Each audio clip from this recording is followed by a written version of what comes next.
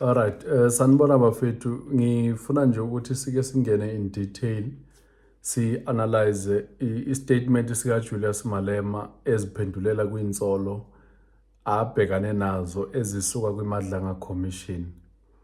So ubhale istatement esho ukuthi izinto eziningi ezikhulunywayo ezivela kulama WhatsApp messages akulona iqiniso, ezinye noma ziyiqiniso but azisho ukuthi ucorrupt or kanjani. But sizos-analyze istatement sakhe okwamanje ngifuna sike sibheke ukuthi iziphi iy'nsolo abhekane nazo Malema, then bese siya sibuka ukuthi uphendule kanjani kuzona zonke lezo insolo abhekane nazo.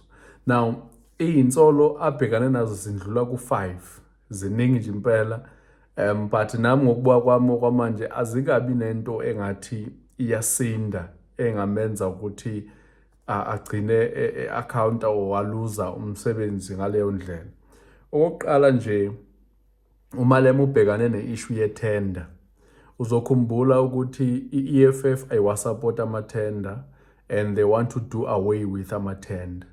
So omunye umuntu uzoyibuza ukuthi yini ithenda. Uma sikhuluma ngethenda sikhuluma ngokuthi ugovernment ufuna ukwenzela umsebenzi, akanawo amandla or abantu bokumenzela. So uyacele i-private companies ukuthi mazivele zizomenzela lo msebenzi. Umzekelo nje, uma kufuneka umuntu ozolungisa indlela, i-government ayinawo mhlawumbe ama-truck okuzenzela leyo nto leyo, so izocela ikhampani noma nabantu abane-experience ukuthi maba-charge bazomenzela ngamalini yonke lento. So kuchuzwa-ke lo ozobeka imali e-right ne-quality e-right. So usually-ke akumelanga kube khona umuntu owaziyo ukuthi ugovernment uzokhetha bani uma ekhulume kanjani. Kufana nakwi-interview, awukwazi ukuthi uze ku-interview bese wazi i-questions ze-interview ungakafiki ku-interview. I-questions kumele uzibone usulapha phakathi kwi-interview panel, then ubuze uphendule. But kusolakala ukuthi-ke i-government-ke eTshwane ibinethenda, ithenda lo petrol no diesel, ukuthi kumele kube ikhampani eprovide lezo zinto to iy'moto zikahulumeni. So ekuprovideni kusolakala ukuthi uMalema washare information, njengoba ngisho ukuthi uma ku-interview awukwazi bese uthola information before ufika ku-interview. Kusolakala ukuthi washare information ukuthi ikhampani ekuthiwa i-Battle Bright iwine lelo thenda lo petrol. Iy'nsolo lezo, ubufakazi abukabi bikho. Kuba yi-case uma sekuthiwa kunobufakazi. And again futhi same company yaphinde yezwa ukuthi ugovernment unelinye ithenda lokuthi kunakwe iy'moto zikahulumeni, iye ibizwe ukuthi i-fleet management-ke leyo nto leyo ngesilungu. So bafuna ukunaka iy'moto zikahulumeni ukuthi mazinenkinga kube khona ikhampani e-responsible for ukuzilungisa, kungabi ukuthi uzodibana nemoto yamaphoyisa ihleli kwamakhenikhi laphana. Kumele kube khona ikhampani nje e-specific edila ney'moto zikahulumeni. So kusolakala ukuthi uMalema wasendela umessage uMohammed Said. Uzokhumbula sike sakhuluma ngoMohammed Said ukuthi uzwana kakhulu noGeneral Khan, aphinde abe yi-director or i-COO yekhampani kaMazothi, lo osolwa ukuthi uthengisa ugwayi ongekho emthethweni. So kuthiwa uMalema wasenda imessage and uSaid wayisendela uKhan le message ethi, uJuju sent me, I think ufuna siyenze lento. So kusho ukuthi wayemsherele information so that le company i-Battle Bright ikwazi ukuthola le tender lokuthi bakwazi ukulungisa iy'moto zikahulumeni. So i-accusation yokuqala leyo uJuju abhekane nayo ekumele aziphendulele kuyo. Then i-accusation yesibili, i-accusation yokuthi uKhan wabanceda ukuthi kubhalwe ama-questions to eParliament ngesikhathi u-General Inspector uDintwe Isaac wayesephalamende eyophekwa ngemibuzo ngomsebenzi wakhe awenzayo. Hhayi ukuthi kwakhona ukuba ekwenzile, cha, kodwa wayeyophekwa ngoba phela wonke umuntu osebenzela ugovernment, especially kulama position aphezulu, kumele akwazi ukuthi aye eParliament ayochaza ukuthi kuhamba kanjani, iParliament izixolise ngomsebenzi wakhe or isuggest ukuthi makasuswe. So because-ke u-Isaac Dintwe umsebenzi wakhe u-involve ekuthenini agade oKhan ukuthi baziphatha njani emsebenzini nabanye amaspayi, masengikhuluma igama lespayini ngesiZulu.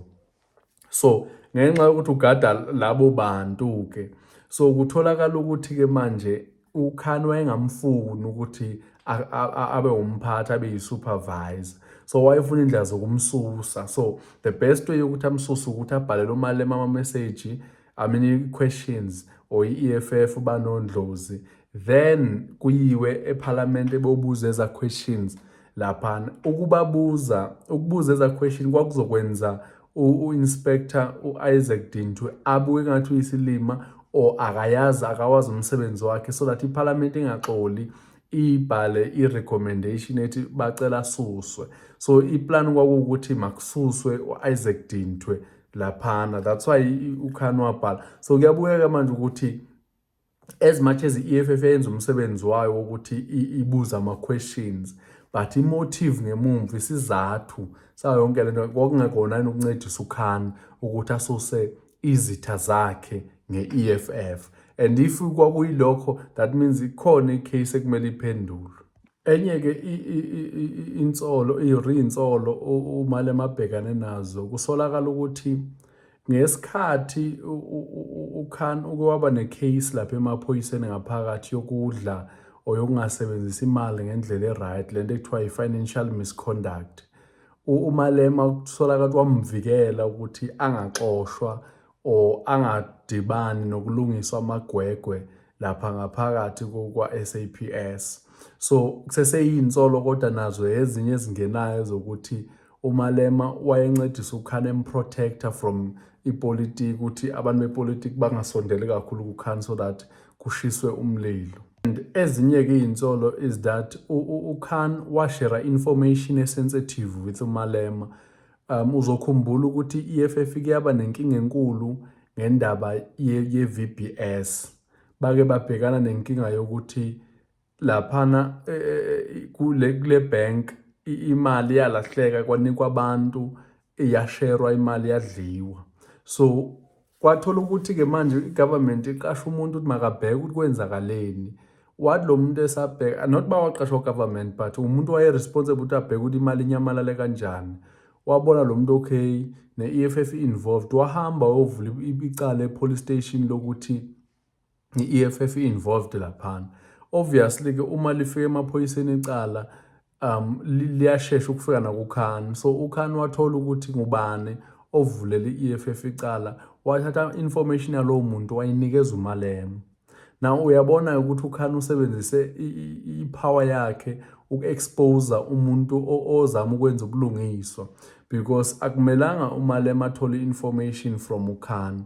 Bekumele i-information ivele from a-police station mhla i-case ifikile kuMalema, not ayithole behind the scenes, because nathi as ama-citizen asiyitholi kanjalo information. So ayikwazi ukuthi uMalema bese yenza i-sense kuye ukuthi ayithole ngaleyo ndlela. So enye accusation abhekane nayo le. Sisakhuluma ngale nto yokushare information, enye into ebhekane nayo is that uMalema wabhalela uKhan or uMohammed Said, because most of the time mabekhuluma kusuke kukhuluma uMohammed Said ekhuluma noKhan, then uKhan akhulume noMohammed Said iphinde iye kuMalema. So kusolakala ukuthi uJulius Malema wabhalela uMohammed Said ukuthi makacele uKhan ukuthi kuboshwe labantu abe-Operation Dudula, so that le march ye-Operation Dudula ingenzeki. Uzokhumbula ukuthi i-EFF inenkinga-ke nokuthi ama-foreigner mawangahlali la South Africa, njengoba abantu abaningi bethi mawahambe bona bafuna ahambe.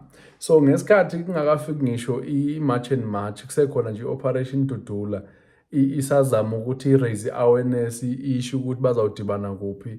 uMalema wayezama ukuthi uKhan makasebenzise ipower yakhe ezamaphoyisa ukuthi kuboshwe labantu imatch ingazophumelela. Kubhekwe nokuthi imali bayitholaphi, imali ye-Operation Dudula yokwenza iy'kibha nani nani. So zonke lezo nsolo kuyabonakala ukuthi i-relationship yakaKhan kanye noMalema yayisebenza ukubhenefithisana bebodwa ngezinto ezidla bona personal, njengoba uKhan abhalelwe ama-questions to i-EFF, kanjalo ne-EFF noJulius Malema wacela ukuthi i-Operation Dudula mayiboshwe. So bebenzelana ama-favor labantu. So yonke lento le is-create-ele i-picture eyi-one ukuthi la bekubhenefithiswana la. So uMalema-ke yena ubese wabhala i-affidavit-ke esho ukuthi ayikho into wrong yena ayenzile. And wanento ethi nalama message lama screenshot esiwabonayo a-interpretwa ngendlela wrong. Akuyona le ndlela right because athathwe out of context. Siwathola eseshotnishiwe. Kukhona nje la umzekelo kukhulunywa ngokuthi Juju. So we don't know uJuju ngibani, uJulius Malema or uJuju omunye umuntu. So and uthi enye into uMalema as defender into is that i-conversation bezi between uKhan no Muhammad. uKhan no Muhammad Said. So akwazi ukuthi aphendulele bona. Kumele kube yibona abaziphendulelayo ngala ma-messages because ibona abakhuluma ngoMalema. So like uMalema uthi but yiba bathi uthi uMalema uthi. So ikhona lento exoxisayo. And uzothi enye into umsebenzi wakhe le yanto yokuthi athole information from i-parliament, from members of i-public usho thina-ke kanye noKhan. So uthi ayikho into wrong ayenza ngokuthi athole information from uKhan because kuwumsebenzi wakhe ezumuntu waseparliament ukuthi makathole information ebantwini ayise-parliament. So uzothi nakwinto ye-VBS lokuthi kwakhona i-information ayithola from uKhan ayikho leyo nto leyo. So ikahle kahle nje uphika yonke into ekade ibekiwe against yena so far. So yonke lento lena iyabonisa ukuthi there was a relationship between uKhan. That's why kune video nje ngizoyifaka la uMalema encoma u-Andrea Johnson, emncoma ezethi ufana no Winnie. Bekacabanga ukuthi ukushona kaWinnie kwaphela uWinnie, kanti uWinnie usevukile, uvuke waba ku-Andrea Johnson. So umncoma kanjani na? Umncoma kuyasolakala ukuthi umncoma because basebenzisana bonke vele behind the scenes, because u-Andrea Johnson uncede uKhan ukuthi acima amacala akhe angawa-investigate, kodwa umsebenzi wakhe bewukuthi a-investigate. 2, ungapha sibona esencokola noMalema kungathi ngabantu abazana. If ungabheka futhi uzoyifaka le video uyibona, ubuke nje i-facial expression kaMalema ngesikhathi emncoma uSisi, uyabona ukuthi ungumuntu oqinisa ubuso ukuthi ufuna everyone all around i-parliament ayibhaye lanto ayishoyo, bonke babe positive towards u-Andrea Johnson. Because if uyakwazi ukufunda ubuso bomuntu la uzobona khona uMalema serious ngempela, akabenzi lobo ebuso lobuyana. But kuyabona ukuthi it was just into nje yayikhulunyiwe ukuthi since sizwana so asikwazi ukukhuluma into ebhede. That's why noVusi Shongwe we-MK Party ufike sekhuluma indaba yokuthi i-EFF iprotecte uKhan ukuthi angabizwe eParliament. So ngiyacabanga nje ukuthi I'm sure nokuza ku-Andrea Johnson eParliament i-EFF yayenza same thing yokuthi improtecte from i-accountability, improtecte from ukuthi angazitholi engaphansi kwebhasi eParliament. So cela ubuke nansi ivideo uyijajele wena ukuthi uthini.